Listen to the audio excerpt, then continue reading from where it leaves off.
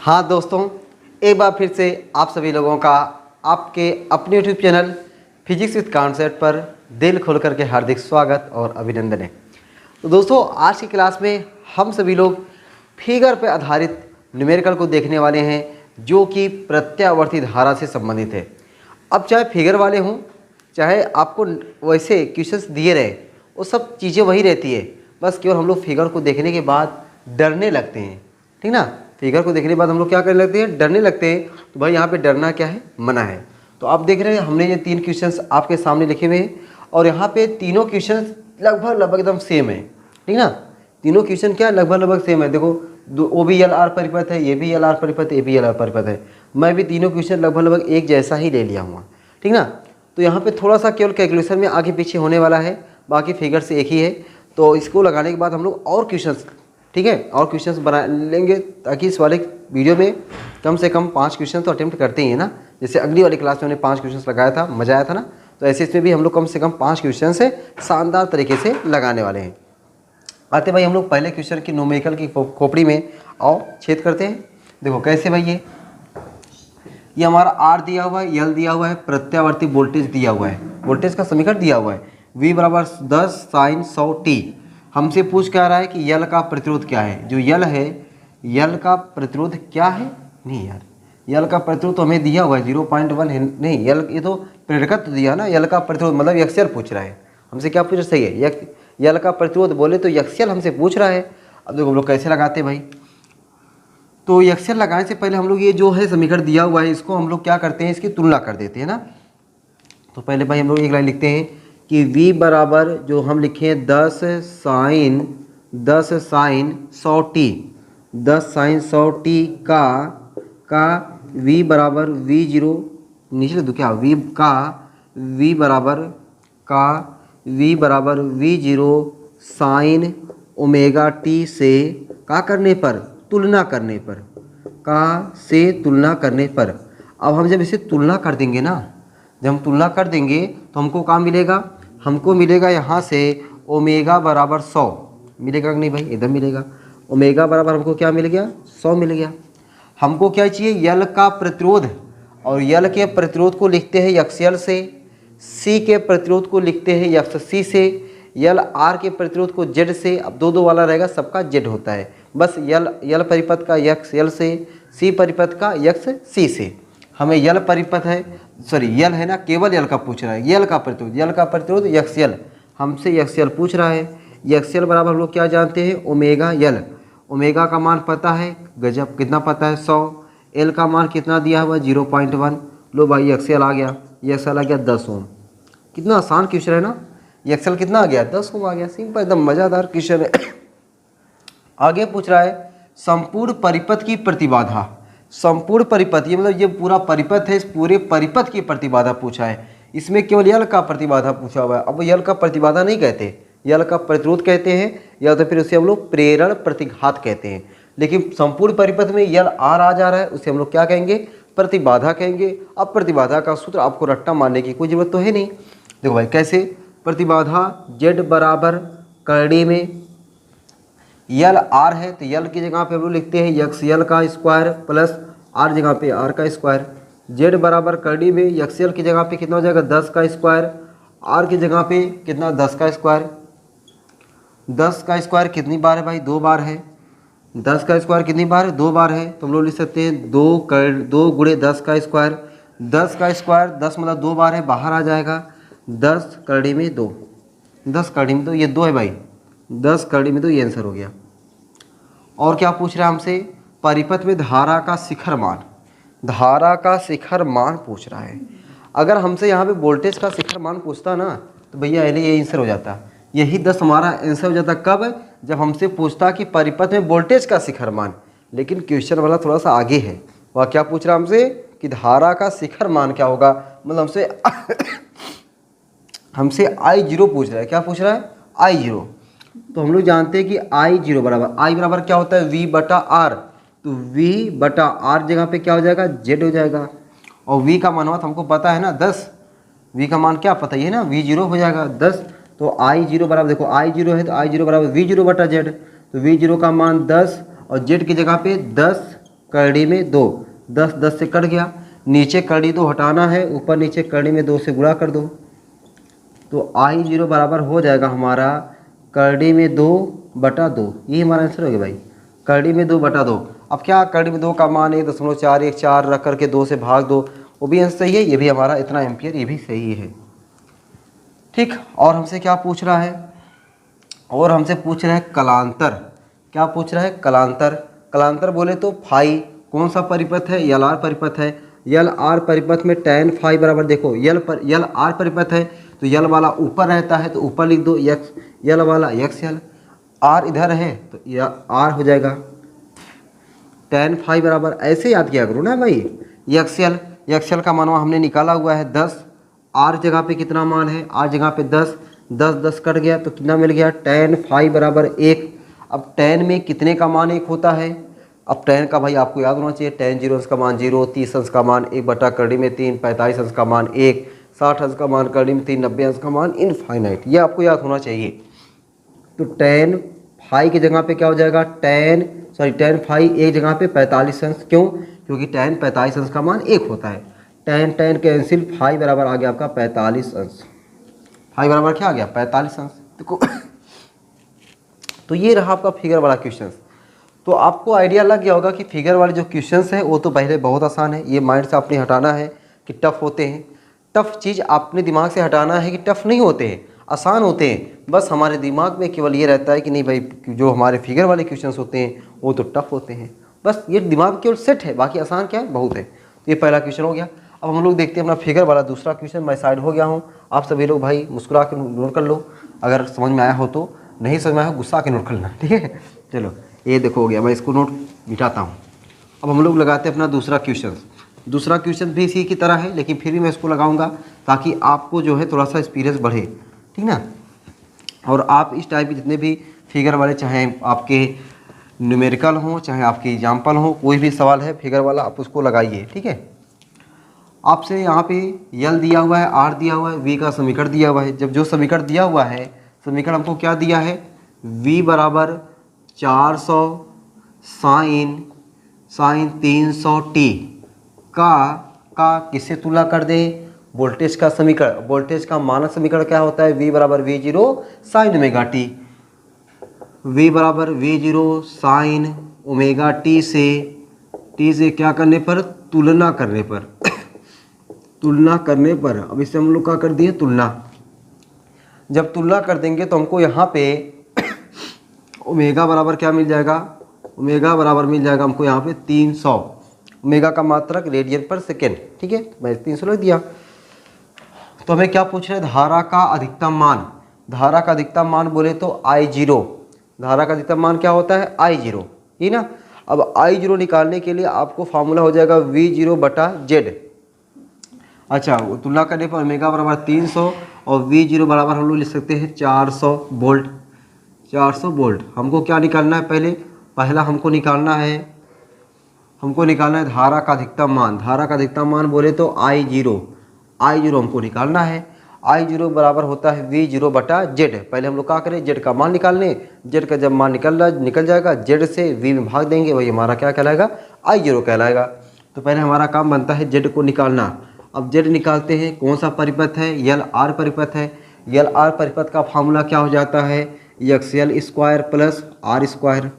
Z बराबर करड़ी में XL की जगह पे क्या लिखना पड़ेगा, ओमेगा L का whole square plus R square. Z बराबर करड़ी में ओमेगा की जगह पे 300 गुणे यल की जगह पे क्या हो जाएगा हमारा 0.1 का होल स्क्वायर प्लस R जगह पे क्या है 40 का स्क्वायर हो जाएगा।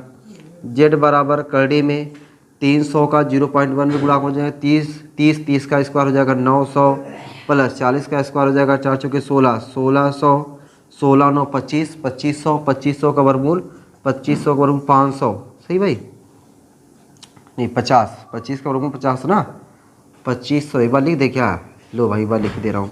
कड़ी में 2 5 00 का 1 0 25 का 5, तो Z बराबर आ जाएगा 50 ओम। ये हमें Z मिल गया।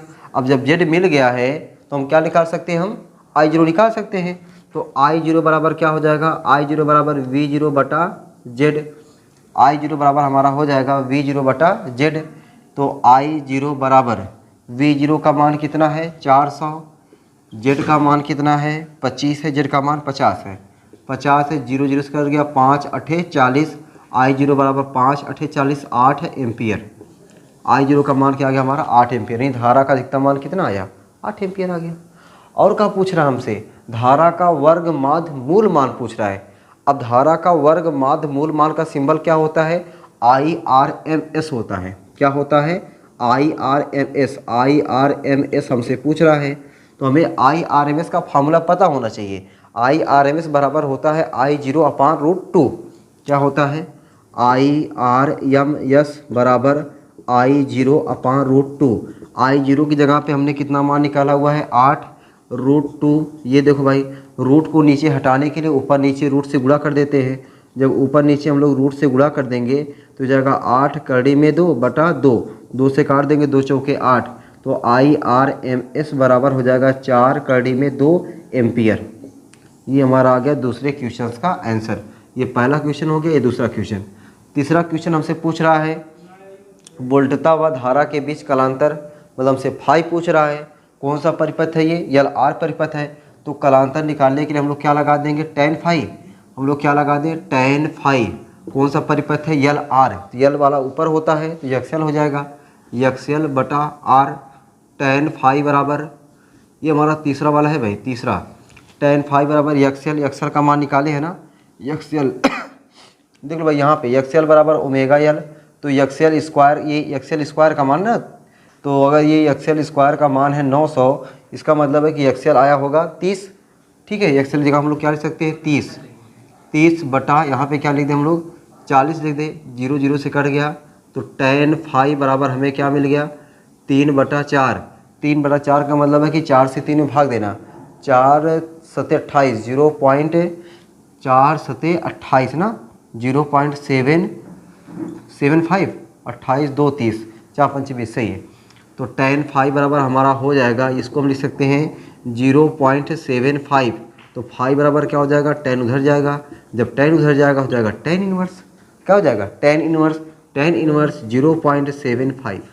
ये हमारा तीसरे वाले क्वेश्चन का आंसर हो गया। ठीक, तो आपने देखा जो फिगर वाले क्वेश्चन हो चाहे वैसे लिख के वाले क्वेश्चन हो, सब एकदम सेम टाइप के लग रहे हैं ना। बस केवल हमें जो डर बना रहता है फिगर वाले क्वेश्चन टफ होते हैं, वो टफ नहीं भाई, बल्कि आप अगर देख रहे होंगे कि आपको ये लग रहा होगा जो बल्कि फिगर वाले क्वेश्चन है, फिगर वाले क्वेश्चन का जो सॉल्यूशन है वह सॉल्यूशन ही नंबर जो हमें रखना है वह विद रिस्पेक्ट टू उस वाले से ये वाला आसान है। ठीक है, ये आपको मिल रहा होगा जब आप अगला वाला क्लास अगर बढ़िया से देखे होंगे तो आपको मिल रहा होगा। तीसरे वाले क्वेश्चन को लगाते हैं भाई, तीसरे वाले क्वेश्चन को लगाते हैं। पहले मैं साइड हो गया हूँ, आप लोग इसको नोट कर लो। ठीक है, इसको नोट कर ले भाई बढ़िया से। चलिए नोट कर लिए होंगे, मैं साइड हो गया था। अब आते हैं इस वाले क्वेश्चंस में। इस वाले क्वेश्चंस में देखो ये पढ़ें और पढ़ने के बाद देखें आपको पूछ क्या रहा है। पहले पूछ रहा है प्रतिबाधा। प्रतिबाधा बोले तो जेड।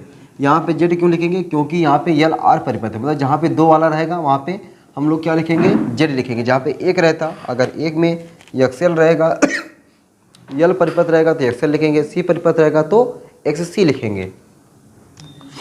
तो हमें प्रतिबाधा पूछ रहा है, प्रतिबाधा निकालने के लिए जेड। तो अब देखो यहाँ पे भाई, देखो यहाँ पे भी 3 चीज़ें पूछ रहा है। प्रतिबाधा पूछ रहा है, अमीटर का पाठ्यांक पूछ रहा है, मतलब I0 पूछ रहा है, नहीं I0 नहीं IRMS पूछ रहा है ना, IRMS पूछ रहा है अमीटर का पाठ्यांक, और शक्ति गुणांक यानी cos फाई पूछ रहा है।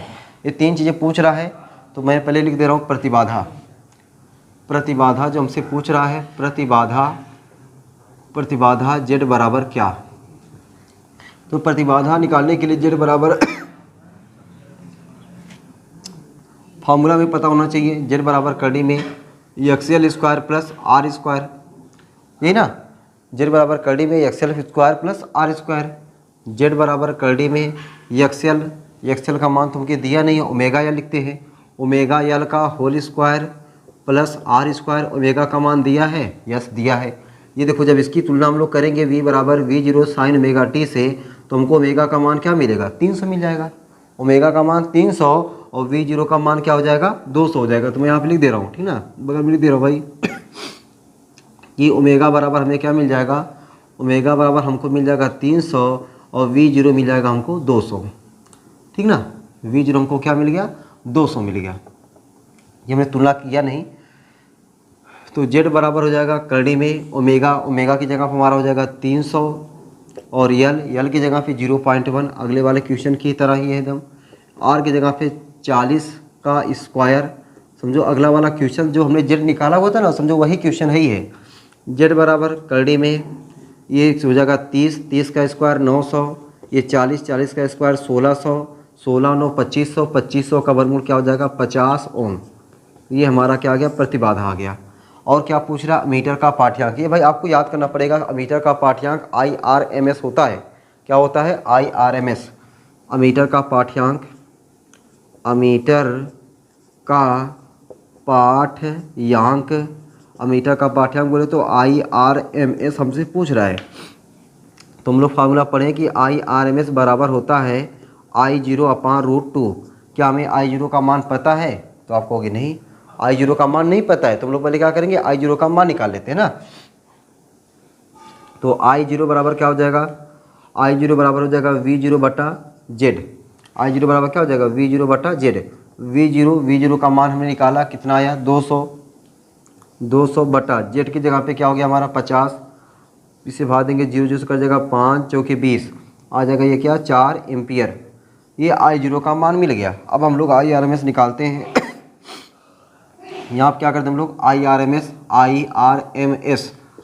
तो IRMS बराबर क्या हो जाएगा, V0/Z है ना। एक बार मैं लिख दे रहा हूँ, V0/Z।